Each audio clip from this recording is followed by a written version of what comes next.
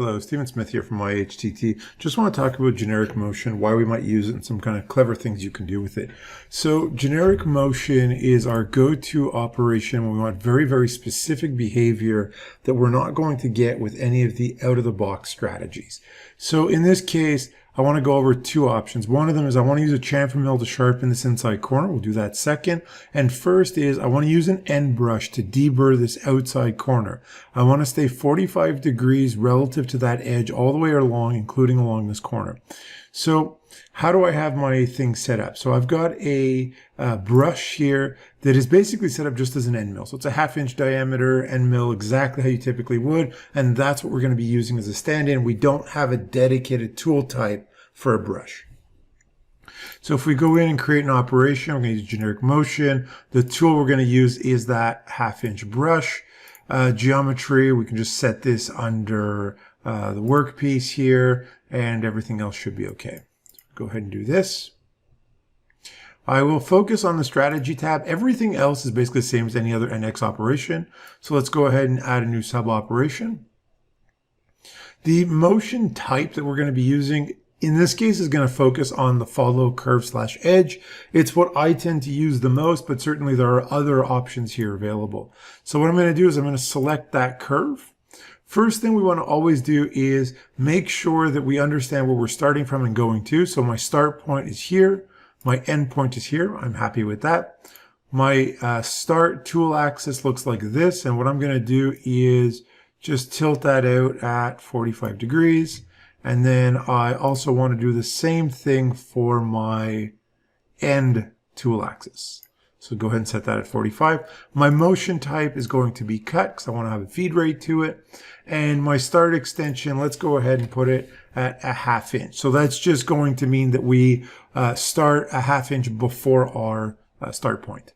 So let's go ahead and hit OK. We see that's the first move. Let's go ahead and add our second move. So now we want to come around this corner. So let's go ahead and select the curve. So the curve is like this. My start point, I'm happy with. My end point, my start vector, I'm happy with. My end point, I'm happy with. My end vector, not exactly what we're looking for. So let's just go ahead and tilt this one back to 0 just to get it flat again. And then what we're going to do is I'm going to tilt it 45 degrees out the other way. So just manually go ahead and drag this over. So 45, I'm happy with that. No extensions or anything here. So let's just go ahead and hit OK. So now we've got two segments, and let's go ahead and add our third and final. So you'll notice that it will always inherit the last point for the position and the angle. So if we look again, our start point is here. Same axis as the end, so I'm happy with that. And then we're coming out this way, same axis, I'm happy with that. The only thing I'm going to really do here is we're just going to add an end extension of a 1/2 inch. Go ahead and hit OK. And then I will OK out of this entirely. And then now if we look at what's going on, we can go ahead and simulate it. And what you see is that the brush will wrap around that edge. We maintain that 45 degrees that we wanted all the way along. And of course, because of the level of control, if you wanted, 30 or 60 or whatever other angular increment, you can always just set that up. So here's how I would run an end brush along an edge if I was just trying to deburr that corner. Now let's look at another use case. Oftentimes designers want really, really tight internal corners. So in this case, what I've done is we've milled this out. But as you would expect, we're going to be stuck with that excess material in the corner. Now, obviously, if I've got tilt axis control, I could always come in from either end. That's perfectly valid. In some cases, that is certainly the go-to strategy.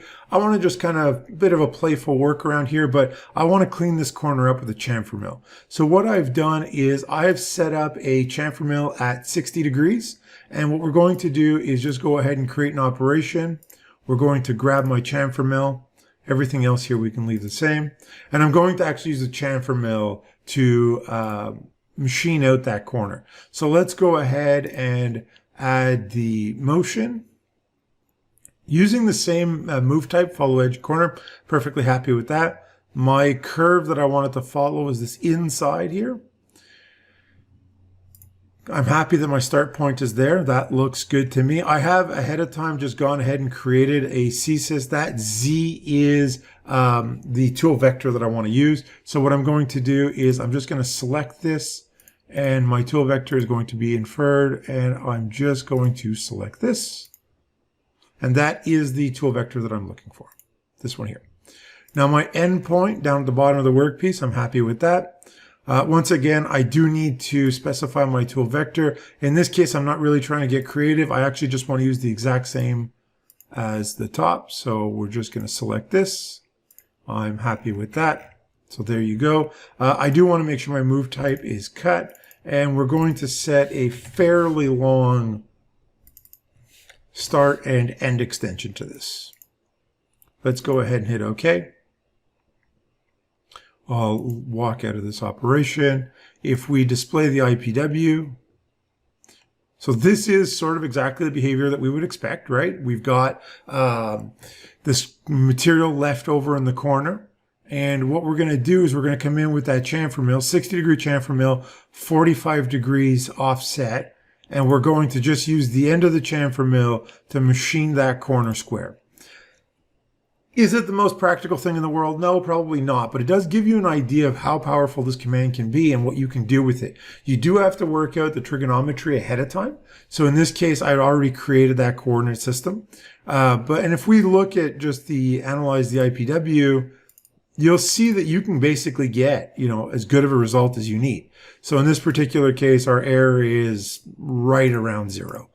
So that gave us a square inside corner done with a mill. So hopefully you found this interesting. Let us know in the comments what else you might be using generic motion for.